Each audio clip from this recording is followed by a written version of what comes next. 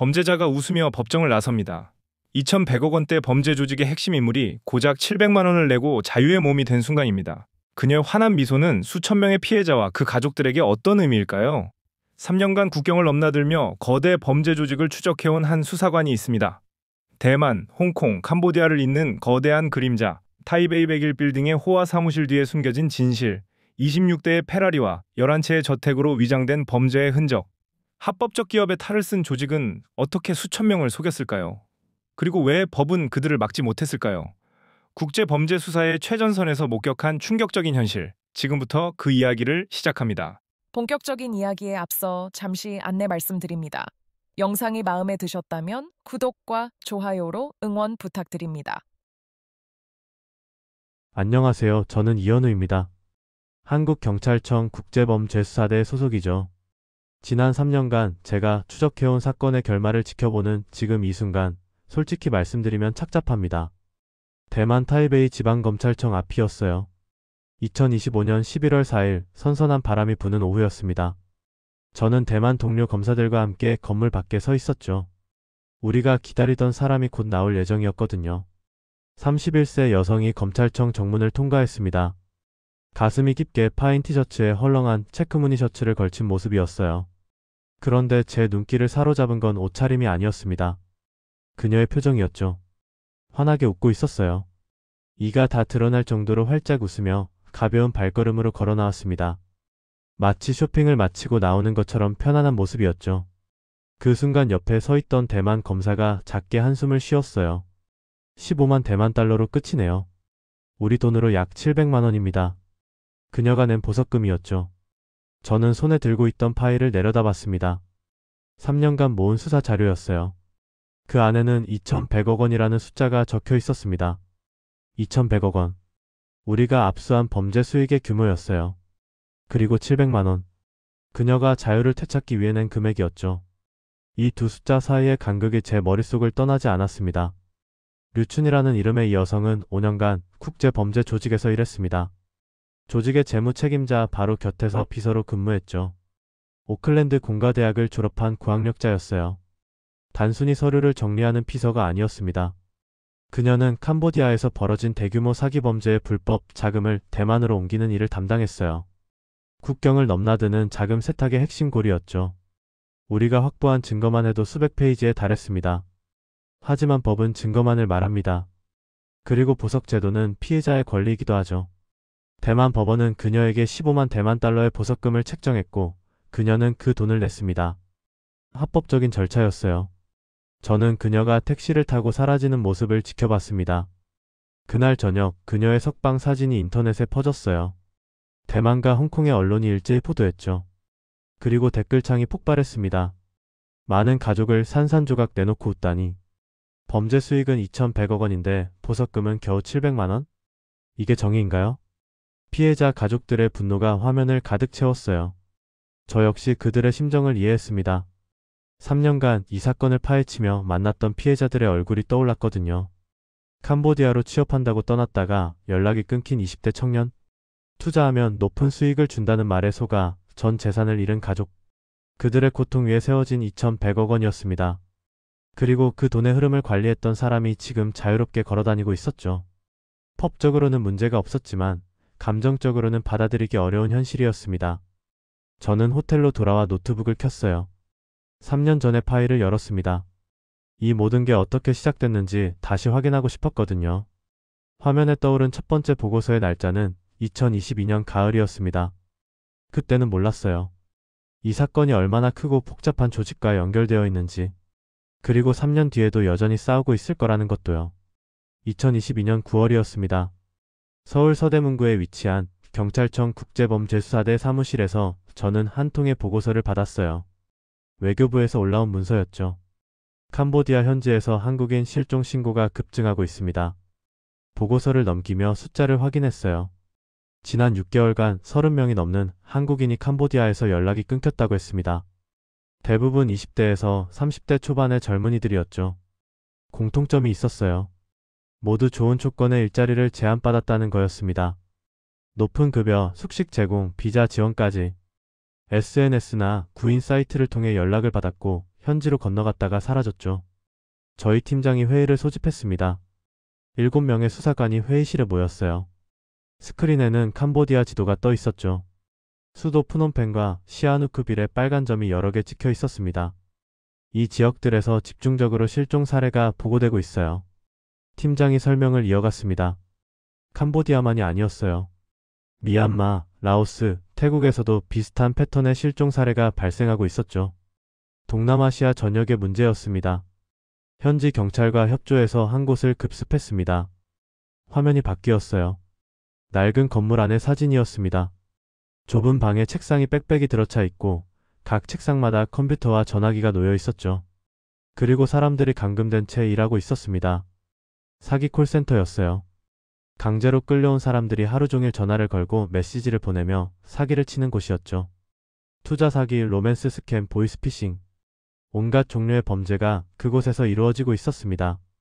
구조된 한국인이 3명 있습니다. 모두 심각한 외상 후 스트레스 장애를 보이고 있어요. 제 옆자리 동료가 피해자 진술서를 건넸습니다. 읽으면서 손에 힘이 들어갔어요. 한 피해자는 탈출을 시도했다가 폭행을 당했고 다른 피해자는 하루 16시간 동안 사기 전화를 강요받았습니다. 그들은 여권을 빼앗긴 채 감금되어 있었어요. 할당량을 채우지 못하면 식사를 주지 않았고 반항하면 구타당했죠. 일부는 다른 조직에 팔려나가기도 했습니다. 현대판 노예 제도였어요. 문제는 이게 조직적이라는 겁니다. 팀장이 다음 화면을 띄웠습니다. 여러 개의 상자가 선으로 연결된 조직도였어요. 캄보디아의 사기 조직들이 하나의 큰 네트워크로 연결되어 있었죠. 중국계 범죄 조직이 배후에 있다는 정보가 있습니다. 그들이 자금을 대고 인력을 공급하며 운영하는 것으로 보입니다. 저는 화면을 응시했어요. 조직도 최상단에는 물음표가 있었습니다. 정확히 누가 이 모든 걸 총괄하는지 아직 파악하지 못한 상태였죠. 그날 오후 저는 국제형사경찰기구 아시아 지부에 협조 요청 공문을 작성했습니다. 한국만의 문제가 아니었거든요. 태국, 베트남, 말레이시아, 심지어 일본에서도 비슷한 피해 사례가 보고되고 있었어요. 2주 뒤 첫 번째 국제공조회의가 열렸습니다. 화상 회의실에 각국의 수사관들이 접속했어요. 모두가 같은 질문을 하고 있었죠. 대체 이 조직의 정체가 뭡니까?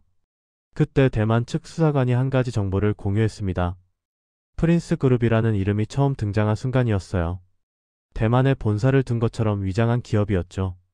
겉으로는 합법적인 IT 컨설팅 회사로 보입니다.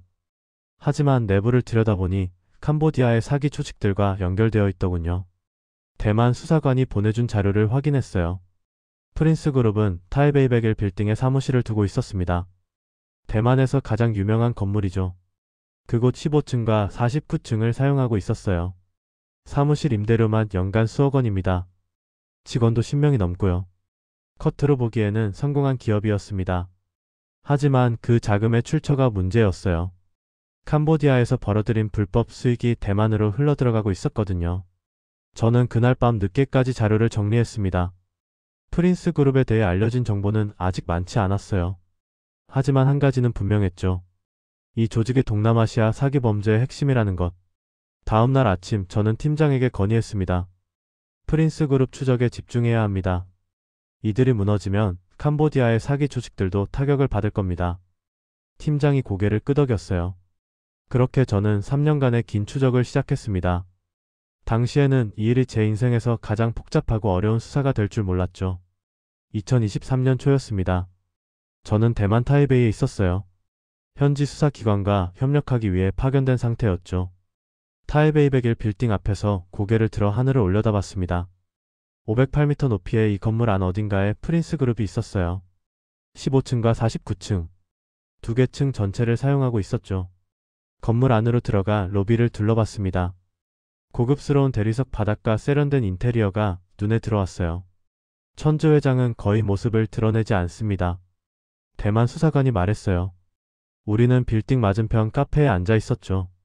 창밖으로 타이베이 101이 보였습니다. 공개 석상에 나타난 적이 거의 없어요. 사진도 몇 장 남아있지 않고요. 그가 태블릿을 건넸습니다.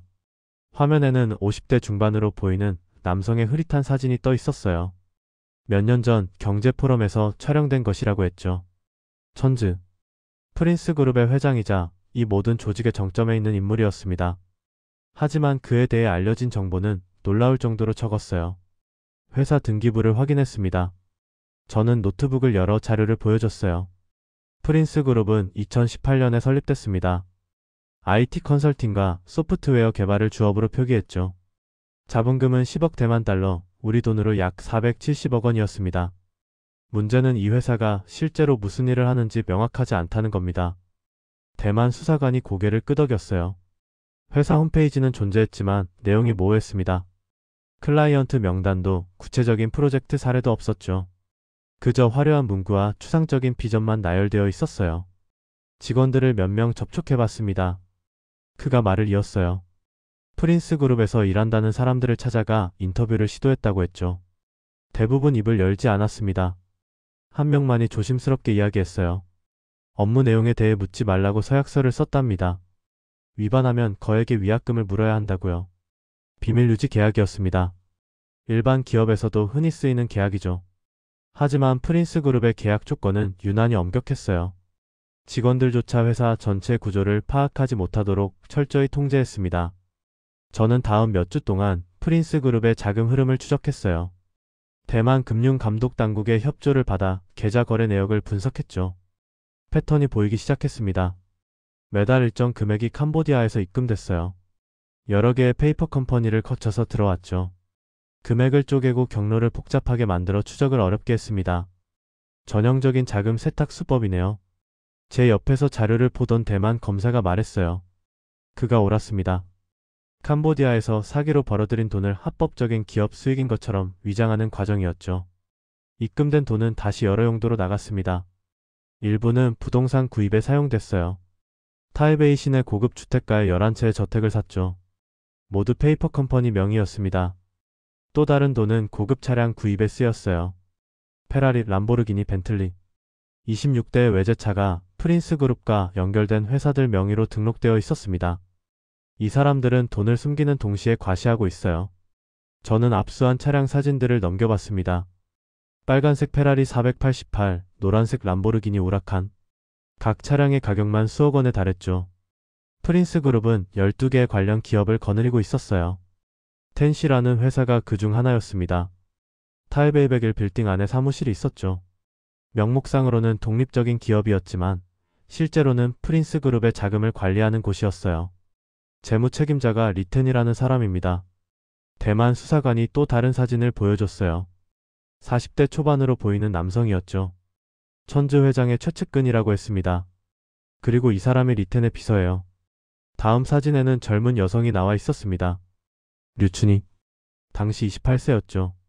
오클랜드 공가대학을 졸업하고 2020년부터 프린스그룹에서 일하기 시작했어요. 비서치고는 권한이 많은 것 같습니다. 대만 수사관의 말이 맞았어요. 우리가 확보한 정보에 따르면 류춘희는 단순 비서 업무를 넘어서는 일들을 했습니다. 은행 거래, 부동산 계약, 해외 송금, 조직의 자금 흐름에서 중요한 역할을 담당했죠. 2023년 중반 우리는 결정적인 증거를 확보했습니다. 캄보디아 현지 사기 조직에서 압수한 노트북이었어요. 그 안에는 프린스그룹으로 송금한 내역이 상세히 기록되어 있었죠. 이제 연결고리가 명확해졌습니다. 저는 팀원들에게 보고했어요. 캄보디아의 사기 조직이 돈을 벌면 그 돈이 프린스그룹으로 흘러갑니다. 프린스그룹은 그 돈을 세탁해서 부동산과 차량, 그리고 다른 투자처에 사용하죠. 본격적인 수사에 들어가야 합니다. 대만 당국과 긴밀히 협의했어요. 국제 공조 수사를 확대하기로 했죠. 홍콩, 싱가포르, 태국의 수사기관도 참여하기로 했습니다. 하지만 한 가지 문제가 있었어요. 프린스그룹은 교묘했습니다. 모든 거래를 합법적인 것처럼 위장했고 직접적인 연결을 찾기 어렵게 만들었죠. 우리에게는 더 확실한 증거가 필요했어요. 그 증거를 찾기 위해 저는 1년 넘게 프린스그룹을 추적했습니다. 그리고 2025년 가을 드디어 결정적인 순간이 왔죠. 2024년 봄이었습니다. 저는 류춘희의 행적을 집중적으로 추적하기 시작했어요. 31세가 된 그녀는 여전히 프린스그룹 재무 책임자 리텐의 비서로 일하고 있었죠. 대만 금융감독당국의 협조를 요청했습니다. 류춘희 명의의 계좌 거래 내역을 확인할 수 있는 영장을 받았어요. 화면에 뜨는 숫자들을 보며 저는 한숨을 쉬었습니다. 지난 4년간 그녀의 계좌로 들어온 돈이 8억 대만 달러가 넘었어요. 우리 돈으로 약 375억 원입니다. 비서의 급여치고는 터무니없이 큰 금액이었죠. 이 돈들이 어디서 왔는지 추적해야 합니다. 저는 금융 분석팀과 함께 자료를 뜯어봤어요. 돈의 출처는 다양했습니다. 프린스그룹 계열사, 홍콩의 페이퍼 컴퍼니, 싱가포르의 투자회사. 하지만 모두 같은 뿌리에서 나온 돈이었죠. 류춘희는 그 돈을 다시 여러 곳으로 분산시켰습니다. 타이베이 시내의 고급 아파트를 두 채 구입했어요. 한 채는 그녀가 살고 다른 한 채는 임대를 놓았죠. 차량도 한 대 샀습니다. 대형 외제차였어요. 이 여자는 단순 비서가 아닙니다. 대만 검사가 단언했어요. 우리가 확보한 이메일 기록을 보면 더 명확했습니다. 류춘희는 리텐을 대신해 여러 금융 거래를 처리했어요. 한 이메일에서 그녀는 홍콩의 은행 담당자와 직접 소통했습니다. 200만 달러를 특정 계좌로 이체하라는 지시를 내렸죠. 비서가 할 수 있는 권한을 훨씬 넘어서는 일이었어요. 또 다른 기록에서는 부동산 거래를 진행하는 모습이 나왔습니다. 타이베이 외곽의 토지 매입 계약서에 그녀의 서명이 있었어요. 페이퍼 컴퍼니 대표로서 서명한 것이었죠. 오클랜드 공가대학에서 회계학을 전공했다고 합니다. 대만 수사관이 그녀의 학력 정보를 보여줬어요. 2017년에 졸업했고 성적도 우수했다고 했습니다. 졸업 후 1년간 뉴질랜드 현지 회계법인에서 일했죠. 2018년 말에 대만으로 왔습니다. 그리고 곧바로 프린스그룹에 입사했어요. 그녀가 어떻게 프린스그룹과 연결됐는지는 명확하지 않았습니다. 공개 채용 공고가 있었던 것도 아니었거든요. 누군가의 소개로 들어간 것으로 보였어요. 가족 배경을 조사했습니다. 제가 준비한 자료를 펼쳤어요. 류춘희의 부모는 평범한 중산층이었습니다. 아버지는 무역회사에서 일했고 어머니는 교사였죠. 특별히 범죄 조직과 연결될 만한 배경은 없었어요. 그럼 왜 이 일에 가담했을까요? 대만 검사가 물었습니다. 저도 그 질문에 대한 답을 찾고 싶었어요. 고학력 전문직 여성이 왜 범죄 조직의 일원이 됐을까요? 우리는 그녀와 가까운 사람들을 찾아가 인터뷰했습니다. 대학 동창 한 명이 조심스럽게 입을 열었어요. 춘희는 항상 성공을 꿈꿨어요. 돈을 많이 벌고 싶어 했죠. 그 친구의 말에 따르면 류춘희는 학창시절부터 야심이 컸다고 했습니다. 평범한 직장 생활로는 만족하지 못했을 거라고요. 빠르게 부자가 되는 길을 찾고 있었다고 했어요. 하지만 범죄에 연루될 사람은 아니었어요. 적어도 제가 아는 춘희는요. 저는 그 말을 곱씹어봤습니다. 많은 사람이 그렇습니다. 처음에는 작은 일탈로 시작하죠. 그러다 점점 깊이 빠져들어 돌이킬 수 없는 지점에 도달해요. 2024년 여름 우리는 결정적인 증거를 하나 더 확보했습니다. 캄보디아 시아누크 빌의 사기 조직을 급습하며 압수한 문서였어요. 그 안에 류춘희의 이름이 여러 번 등장했죠. 이 사람이 대만 측 자금 관리 책임자입니다. 문서에는 그렇게 적혀 있었어요. 캄보디아에서 벌어들인 돈을 대만으로 안전하게 옮기는 게 그녀의 역할이었습니다. 그리고 그 대가로 상당한 수수료를 받았죠. 우리는 그녀가 사용한 구체적인 방법도 파악했어요. 먼저 캄보디아의 사기 조직이 돈을 현금으로 받습니다. 그 현금을 환전상을 통해 암호화폐로 바꾸죠. 암호화폐는 추적이 어렵습니다. 그 다음 암호화폐를 홍콩이나 싱가포르의 거래소를 통해 다시 일반 화폐로 바꿉니다. 그 과정에서 여러 개의 계좌를 거치죠. 마지막으로 대만의 페이퍼 컴퍼니 계좌로 입금됩니다. 류춘희는 이 모든 과정을 조율했어요. 각 단계를 관리하고 문제가 생기면 해결했죠. 그녀의 회계 지식과 금융 감각이 조직에 큰 도움이 됐을 겁니다. 5년간 이 방식으로 얼마나 많은 돈이 세탁됐을까요? 대만 검사가 계산기를 두드렸어요. 우리가 확인한 금액만 해도 수천억 원에 달했습니다. 실제로는 그 몇 배가 될 수도 있었죠. 저는 류춘희의 최근 사진을 다시 봤습니다. SNS에 올라온 사진이었어요. 고급 레스토랑에서 찍은 셀카, 해외여행 사진, 명품 가방과 함께 찍은 사진. 화려한 생활이 엿보였죠. 이 모든 게 피해자들의 코통으로 만들어진 겁니다. 제 말에 회의실이 조용해졌어요. 우리 모두 같은 생각을 하고 있었죠. 류춘희의 화려한 삶 뒤에는 수천 명의 피해자가 있었습니다. 캄보디아에서 감금당한 채 사기 전화를 강요받은 사람들, 전 재산을 잃고 절망에 빠진 가족들, 그들의 돈이 류춘희의 통장으로 프린스그룹의 금고로 흘러들어갔던 거예요. 이제 체포할 시점입니다. 대만 검찰이 최종 결정을 내렸어요. 우리는 프린스그룹 전체를 대상으로 한 대규모 수사를 준비하기 시작했습니다. 류춘희도 그 명단에 포함됐죠. 2025년 10월 초였습니다. 타이베이의 한 비공개 회의실에서 최종 작전 회의가 열렸어요. 대만 타이베이 지방검찰서, 법무부 산하조사국, 내정부 형사경찰국, 세 기관의 수사관과 검사들이 한자리에 모였죠. 저는 한국경찰청을 대표해 참석했습니다. 회의 테이블 위에는 두꺼운 파일들이 쌓여 있었어요. 3년간의 수사 기록이었죠. 목표는 프린스 그룹의 대만 내 거점을 완전히 무력화하는 겁니다. 대만 검찰의 수석 검사가 말문을 열었어요. 그는 60대 초반의 베테랑이었습니다. 30년 넘게 조직 범죄를 다뤄온 사람이죠. 동시다발적으로 움직입니다. 시간은 11월 4일 오전 6시. 스크린에 대만 지도가 떠올랐어요. 타이베이 101 빌딩, 11채의 주택, 12개 관련 기업의 사무실. 총 27개 지점에 빨간 점이 찍혀 있었습니다. 각 팀은 동시에 압수수색에 들어갑니다. 한 곳에서 정보가 새나가면 다른 곳에서 증거인멸이 일어날 수 있어요. 조사국 팀장이 설명을 이어받았어요. 그는 각 팀의 구성과 목표를 상세히 브리핑했죠. 타이베이 101 빌딩의 15층과 49층은 가장 중요한 거점이었습니다. 이곳에는 서버실이 있습니다. 모든 금융거래 기록이 저장되어 있을 가능성이 높아요. 저는 고개를 끄덕였어요. 디지털 증거가 이번 수사의 핵심이었습니다. 문서는 소각할 수 있지만 서버에 저장된 데이터는 완전히 지우기 어렵거든요. 체포 대상자 명단입니다. 형사경찰국 책임자가 파일을 돌렸어요. 25명의 이름이 적혀 있었습니다. 천지 회장은 명단에 없었어요. 그는 이미 해외로 도피한 상태였거든요. 리텐 프린스 그룹의 재무 책임자가 첫 번째 순위였습니다. 그리고 두 번째가 류춘이었죠. 그 외에도 각 계열사의 임원들과 핵심 직원들이 포함되어 있었어요.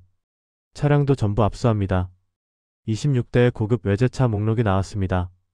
각 차량의 위치가 GPS로 추적되고 있었어요. 주차장, 정비소 일부는 개인 차고에 보관되어 있었죠. 은행 계좌는? 제가 물었습니다. 대만 검사가 답했어요. 60여 개 계좌를 파악했습니다. 작전 개시와 동시에 전부 동결 조치합니다. 금융감독당국과도 긴밀히 협조하고 있었어요. 계좌가 동결되면 프린스 그룹은 자금을 빼돌릴 수 없게 됩니다.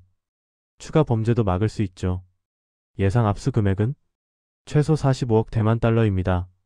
우리 돈으로 약 2,100억 원이었어요. 부동산, 차량, 현금, 주식, 암호화폐까지 모두 포함한 금액이죠. 물론 실제로는 더 많을 수도 있었습니다. 회의는 4시간 동안 이어졌어요. 모든 세부 사항을 점검했습니다. 각 팀의 책임자가 임무를 확인했고 비상 상황에 대한 대응 방안도 논의했죠. 혹시 무장 저항이 있을 가능성은? 한 수사관이 물었어요. 조사국 팀장이 고개를 저었습니다. 가능성은 낮습니다. 프린스 그룹은 폭력 조직이 아니에요. 화이트 칼라 범죄 집단이죠. 그래도 만일을 대비해 특수부대과 대기하기로 했습니다. 무장 경찰이 각 주요 거점에 배치될 예정이었어요. 회의가 끝나고 저는 호텔로 돌아왔습니다. 노트북을 열어 한국 본부에 보고서를 작성했어요. 작전이 성공하면 3년간의 노력이 결실을 맺는 순간이 될 겁니다. 하지만 동시에 걱정도 됐어요. 프린스 그룹은 교묘했습니다. 법의 허점을 잘 알고 있었죠. 증거를 확보하더라도 기소와 유죄 판결까지는 긴 시간이 걸릴 수 있었어요. 다음 날부터 본격적인 준비에 들어갔습니다. 각 팀이 현장 사전 탑사를 진행했어요. 건물 출입구, 비상구, CCTV 위치, 보안 시스템 모든 걸 파악했죠.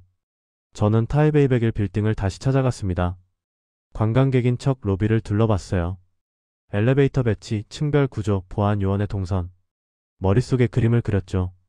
15층과 49층. 그곳에 프린스 그룹의 심장이 있었습니다. 며칠 후면 우리가 그곳에 들어가게 될 거예요. 10월 말 최종 점검 회의가 열렸습니다. 모든 준비가 완료됐어요. 각 팀의 책임자가 준비 상황을 보고했죠. 11월 4일 오전 6시. 모든 팀은 정확히 동시에 움직입니다.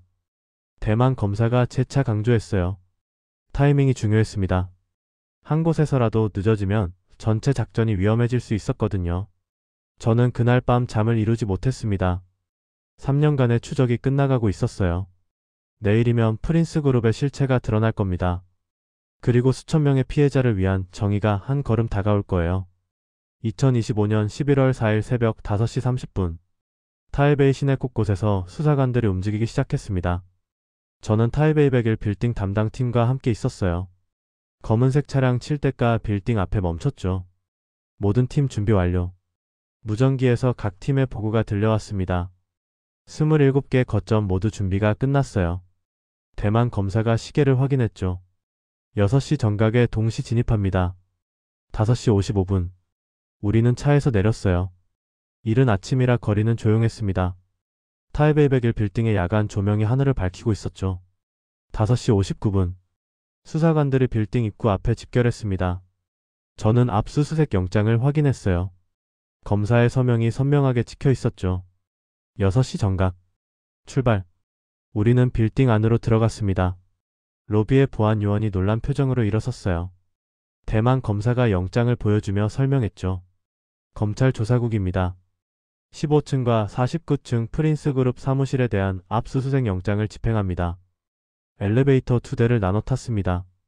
저는 15층 팀과 함께 올라갔어요. 문이 열리자 복도가 보였습니다. 프린스그룹 로고가 유리문에 붙어 있었죠. 문은 잠겨 있었어요. 건물 관리실에서 마스터키를 가져왔습니다. 문이 열리고 우리는 안으로 들어갔죠. 넓은 사무실이었어요. 30개가 넘는 책상이 배치되어 있었습니다. 아직 출근 시간 전이라 아무도 없었죠. 하지만 컴퓨터들은 켜져 있었어요. 서버실을 찾아요. IT 전문가 팀이 사무실 안쪽으로 향했습니다. 저는 재무팀 책상을 확인했어요. 서류 더미, 노트북, 외장하드 모든 걸 압수 목록에 기록했죠. 한 책상 서랍에서 통장 여러 개가 나왔습니다. 각각 다른 은행, 다른 명의였어요. 페이퍼 컴퍼니들의 계좌였죠. 서버실 발견했습니다. IT팀이 외쳤어요. 사무실 뒤쪽에 작은 방이었습니다. 온도가 낮게 유지되는 항온 항습실이었죠. 서버렉 4개가 윙윙거리며 작동하고 있었어요. 전원을 끄지 마세요. 데이터가 날아갈 수 있어요. IT 전문가가 조심스럽게 작업을 시작했습니다. 서버를 통째로 압수할 계획이었어요. 데이터 복구 전문가들이 나중에 분석할 겁니다. 무전기가 울렸어요.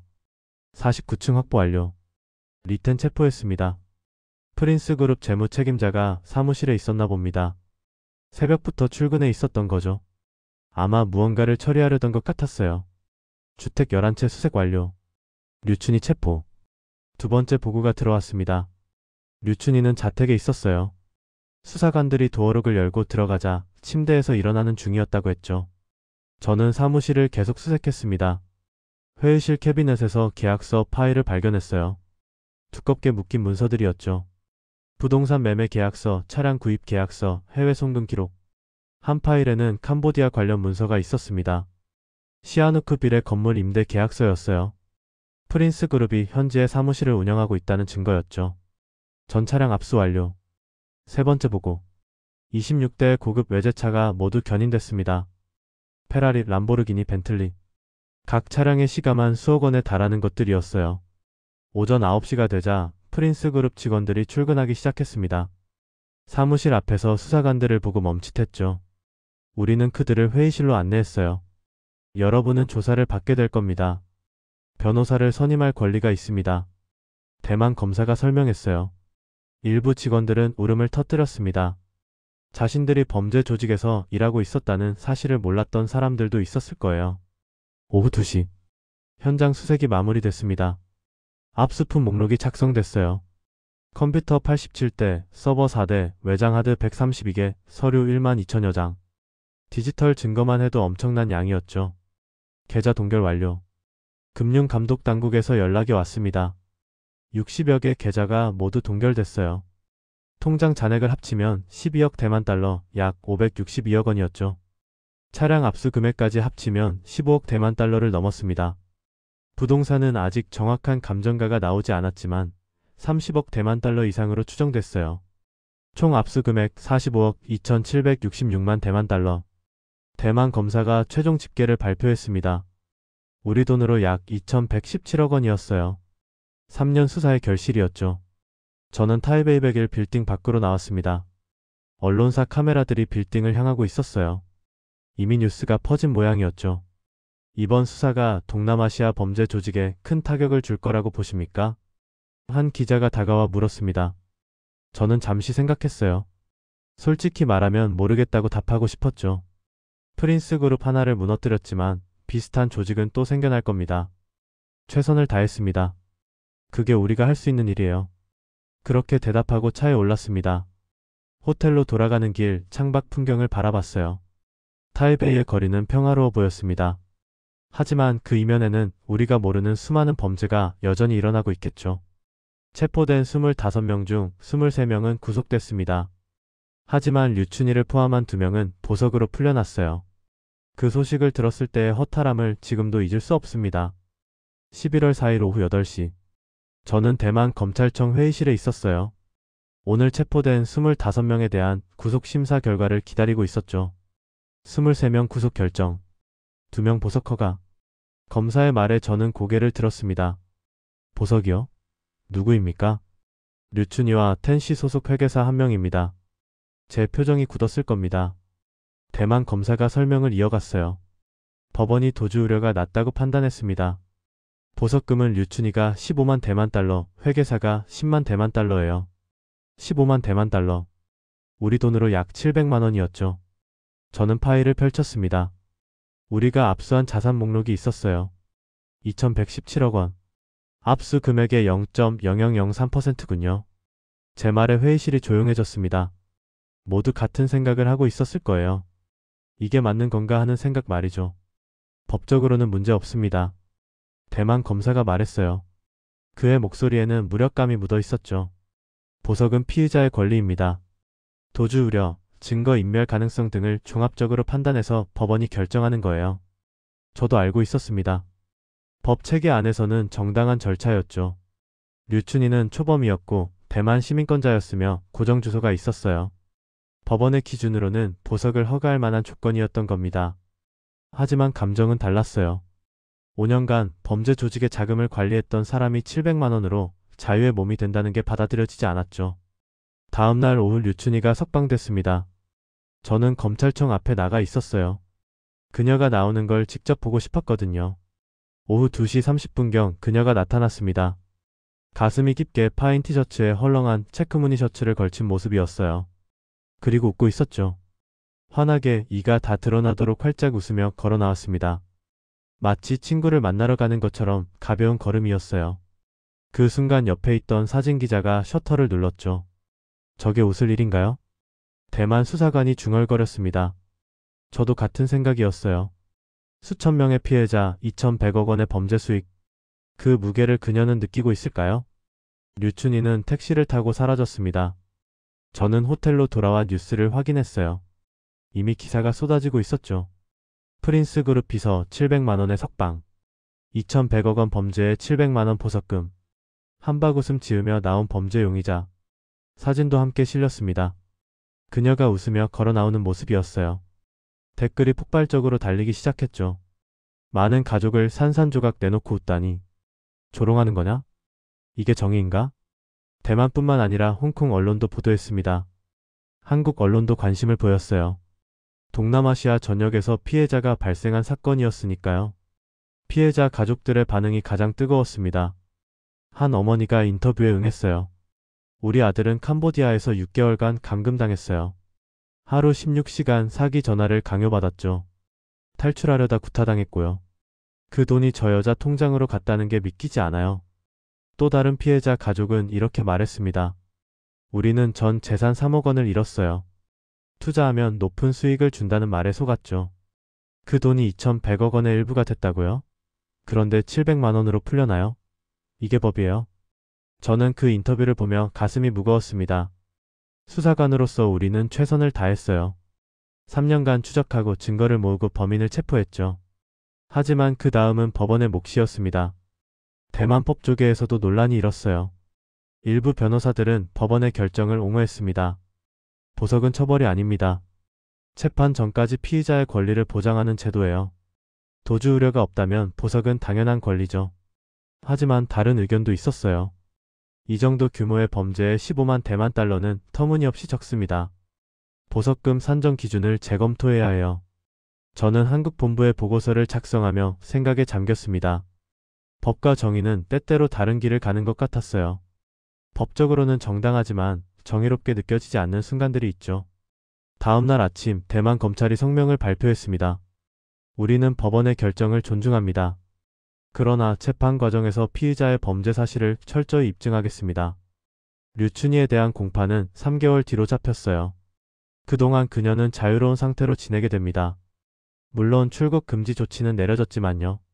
저는 타이베이에서의 일정을 마치고 서울로 돌아갈 준비를 했습니다.